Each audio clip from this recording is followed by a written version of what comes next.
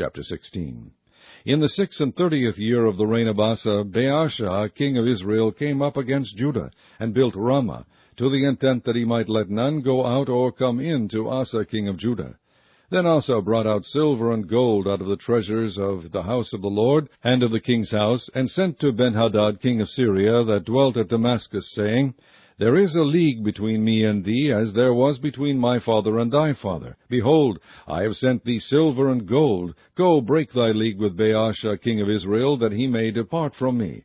And Benhadad hearkened unto King Asa, and sent the captains of his armies against the cities of Israel. And they smote Ijon, and Dan, and Abel-maim, and all the store cities of Naphtali.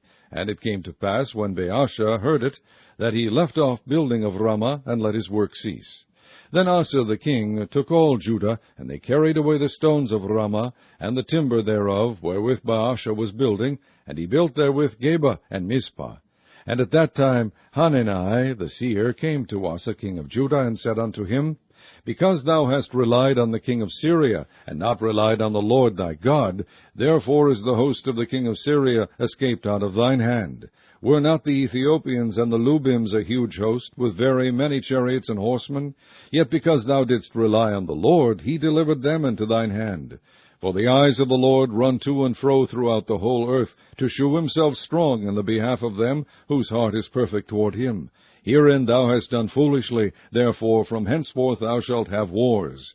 Then Asa was wroth with the seer, and put him in a prison house, for he was in a rage with him because of this thing. And Asa oppressed some of the people the same time. And behold, the acts of Asa, first and last, lo, they are written in the book of the kings of Judah and Israel.